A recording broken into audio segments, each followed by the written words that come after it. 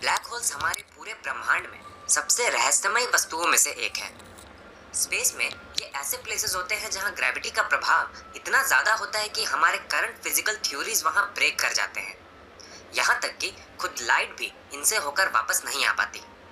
14 सितंबर 2015 से पहले तक इनके अस्तित्व पर एक प्रश्न चिन्ह लगा हुआ था, क्योंकि तब तक ये केवल थ्योरीज में ही एग्जिस्ट करते थे और उस समय तक कई लोग ऐसे भी थे जो ये मानते थे कि ब्लैक होल जैसी कोई चीज इस ब्रह्मांड में एग्जिस्ट नहीं करती। पर 14 सितंबर 2015 को जब लीगो ने ग्रेविटेशनल वेव को पहली बार डिटेक्ट किया तो ये साफ हो गया कि ब्लैक होल्स मात्र हमारी कोरी कल्पना नहीं बल्कि एक जीता जागता सच है। आज हम ये जानते हैं कि ये निश्चित रूप से एग्जिस्ट करते हैं, पर अभी तक हम पूरी तरह से इन्हें समझ नहीं सके हैं, जिसके कारण हम पक्के तौर पर नहीं जानते कि ये ब्रह्मांड किस तरह इवॉल्व होता है या फिर आगे इसके साथ क्या होगा। अगर हमें ये जानना है कि इस ब्रह्मांड के साथ भविष्य में क्या होगा, तो हमारे लिए ये समझना भी जरूरी है कि ब्लैक होल कैसे काम करते हैं। यही कारण है कि विश्व भर के भौतिकी शास्त्री ब्लैक होल को इतनी तवज्जो दे रहे हैं। आज के इस एपिसोड में हम जानेंगे ब्लैक होल इंफॉर्मेशन पैराडॉक्स के बारे में। तो चलिए शुरू करते हैं आज का ये एपिसोड।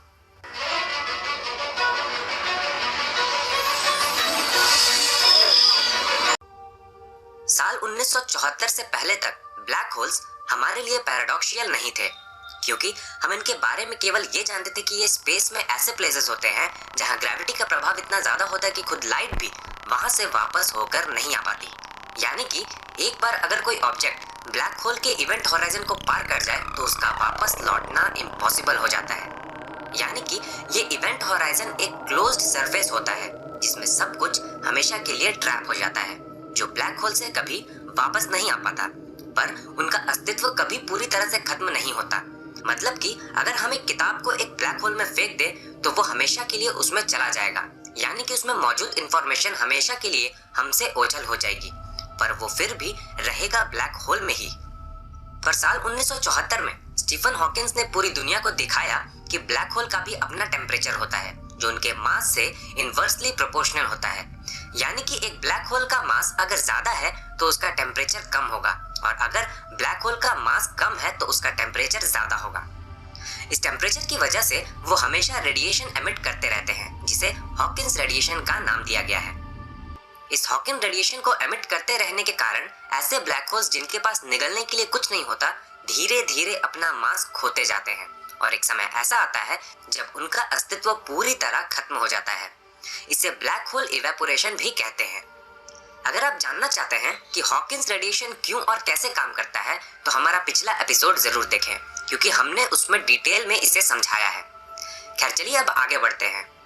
यानी कि जिस तरह पानी भाप बनकर पूरी तरह उड़ जाता है, उसी तरह लगातार हॉकिन रेडिएशन एमिट करने की वजह से ब्लैक होल भी पूरी तरह खत्म हो जाता है। बचता है तो केवल हॉकिन रेडिएशन। कहने का मतलब ये है कि ब्लैक होल के खत्म हो जाने के बाद हमारे पास इसकी कोई जानकारी नहीं होती कि ये ब्लैक होल किन ऑब्जेक्ट से बना था और इसने कैसे कैसे ऑब्जेक्ट्स को निगला था। यानी कि इंफॉर्मेशन पूरी तरह लॉस्ट हो जाती है। ये थ्योरी थ्योरेटिकली और मैथमेटिकली बिल्कुल सही थी, पर इसने एक पैराडॉक्स को जन्म दिया, जिसे आज हम ब्लैक होल इंफॉर्मेशन पैराडॉक्स के नाम से जानते हैं। आइए जानते हैं कि ये पैराडॉक्स है क्या। लॉ ऑफ नेचर को अभी तक हम जितना समझ पाए हैं उसके अनुसार दो ऐसे प्रिंसिपल्स हैं जो इस ब्रह्मांड में हर जगह लागू होते हैं। इनमें पहला है क्वांटम डिटरमिनिज्म, जो कहता है given a present wave function its future changes are uniquely determined by the evolution operator. और दूसरा है रिवर्सिबिलिटी, जो कहता है the evolution operator has an inverse, meaning that the past evolution functions are similarly unique. अगर आसान भाषा में इनका मतलब समझाऊं तो ये कहते हैं कि हर यूनिक इनिशियल स्टेट हमेशा एक यूनिक एंड स्टेट के साथ खत्म होता है। ऐसा कभी नहीं हो सकता कि दो अलग अलग इनिशियल स्टेट के एक ही फाइनल स्टेट हो। इसका सबसे बड़ा फायदा यह है कि हम किसी प्रोसेस के फाइनल स्टेट को देखकर उसका इनिशियल स्टेट आसानी से बता सकते हैं, और किसी दूसरे प्रोसेस के इनिशियल स्टेट को देखकर ये बता सकते हैं कि इसके साथ फ्यूचर में क्या होगा। यानी कि इसका सीधा सा मतलब है कि इंफॉर्मेशन कभी भी खत्म नहीं होती, ये हमेशा ही सुरक्षित रहती है। अगर आप अभी भी इसे नहीं समझ पाए हैं तो चलिए इसे एक साधारण उदाहरण से समझते हैं। मान लो आपके पास एक किताब है। जाहिर सी बात है कि जब तक ये सही सलामत है आप देख पा रहे हैं कि इसके पेजेस भी हैं और इसमें काफी कुछ लिखा हुआ भी है। यानी कि आपके पास इंफॉर्मेशन है। पर क्या होगा जब आप इसे जला देते हैं? जलने के बाद आपके पास बचता है मात्र उसका ऐश यानी कि राख।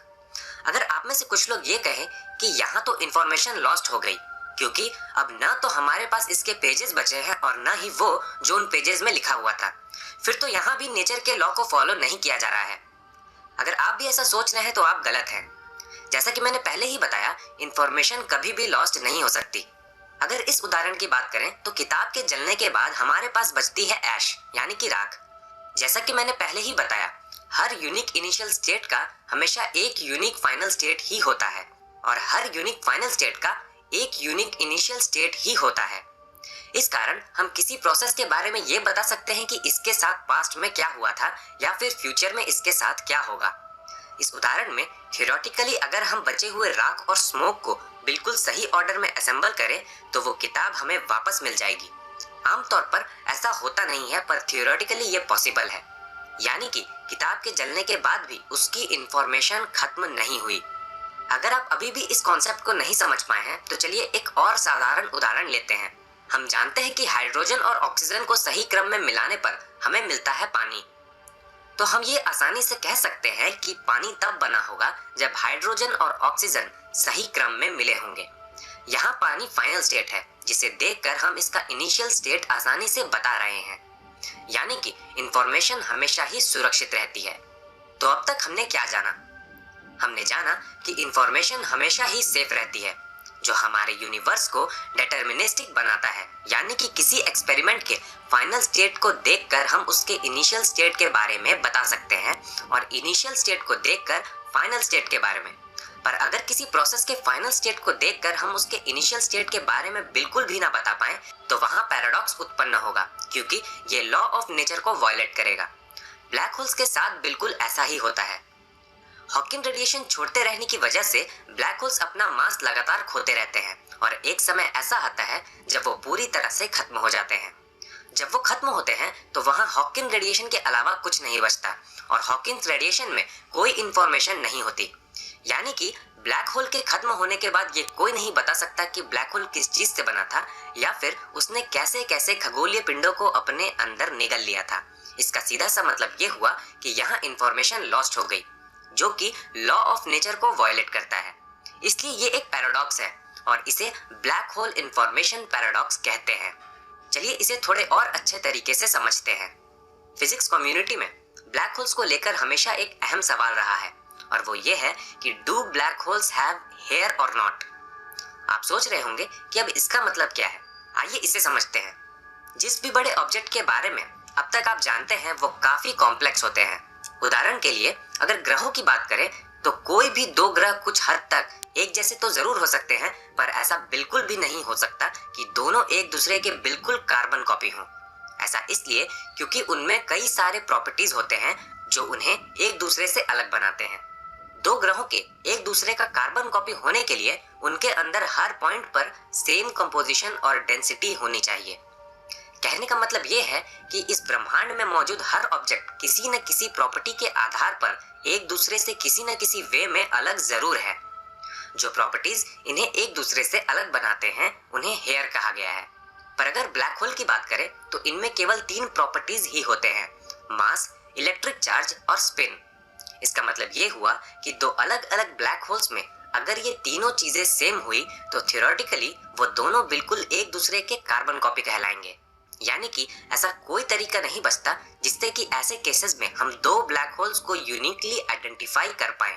इसलिए कई फिजिसिस्ट हमेशा से ये कहते हैं कि black holes have no hair. खैर चलिए अब आगे बढ़ते हैं और वापस लौटते हैं ब्लैक होल इंफॉर्मेशन पैराडॉक्स पे। हम जानते हैं कि ब्लैक होल्स जिन ऑब्जेक्ट्स को अपने अंदर निगल लेते हैं उनमें तारे, ग्रह, उपग्रह, डस्ट, लाइट इत्यादि सब होते हैं। अब अगर इन सब में मौजूद इंफॉर्मेशन की बात करें तो वो होंगे mass, size, shape, colour, texture, density, spin, composition, pressure, electric charge, amplitude, wavelength इत्यादि। अब अगर ब्लैक होल में मौजूद इंफॉर्मेशन की बात करें तो उनमें हमें केवल मास, इलेक्ट्रिक चार्ज और स्पिन ही मिलता है। यानी कि जब ब्लैक होल उन पिंडों को अपने अंदर निगलता है तो बाकी के काफी सारे इंफॉर्मेशन लॉस्ट हो जाते हैं और हॉकिंग रेडिएशन छोड़ते रहने के कारण जब ये पूरी तरह से खत्म हो जाते हैं तो बचे हुए ये इंफॉर्मेशन भी पूरी तरह खत्म हो जाते हैं। यानी कि इनके खत्म होने के बाद हम ये नहीं बता सकते कि उस ब्लैक होल का निर्माण कैसे हुआ और उसने कैसे कैसे ऑब्जेक्ट्स को अपने अंदर निगला था। मतलब कि इनके फाइनल स्टेट को देखकर हम इनके इनिशियल स्टेट के बारे में नहीं बता सकते, जो कि लॉ ऑफ नेचर को वायलेट करता है। इसके कारण इसे हम ब्लैक होल इंफॉर्मेशन पैराडॉक्स कहते हैं। जब से स्टीफन हॉकिंस ने अपनी हॉकिंस रेडिएशन वाली थ्योरी इस दुनिया को दी है, तब से ही ये पैराडॉक्स फिजिसिस्ट के लिए एक बड़ी बहस का मुद्दा बना हुआ है। यूं तो इस पैराडॉक्स के कई सॉल्यूशन हैं जो अलग अलग फिजिसिस्ट ने दिए हैं, पर हर सॉल्यूशन के साथ कोई ना कोई बड़ी समस्या जरूर है, जिसके कारण ये पैराडॉक्स अभी तक सॉल्व नहीं किया जा सका है। अगर आप चाहें तो इन सॉल्यूशंस को भी हम एक वीडियो में डिस्कस कर सकते हैं। अगर आप चाहते हैं कि इन सॉल्यूशंस के ऊपर भी मैं एक वीडियो बनाऊं तो कमेंट के जरिए मुझे जरूर बताएं। चलिए अब आगे बढ़ते हैं और जानते हैं कि आखिर क्या कारण है कि फिजिसिस्ट इस पैराडॉक्स का सॉल्यूशन ढूंढने में लगे हुए हैं। दरअसल लॉ ऑफ नेचर को जितना हमने अभी तक समझा है, उससे हमें यही पता चला है कि किसी यूनिक स्टेट के आधार पर हम उसके पास्ट और फ्यूचर के बारे में काफी हद तक बता सकते हैं। पर ब्लैक होल हमारे लिए एक अबूझ पहेली बनी हुई है, क्योंकि इसके एंड स्टेट के आधार पर हम इसके इनिशियल स्टेट के बारे में नहीं बता सकते। उसी तरह ब्लैक होल के सिंगुलैरिटी के केस में न तो हमारी जनरल थ्योरी ऑफ रिलेटिविटी काम करती है और न ही क्वांटम थ्योरी।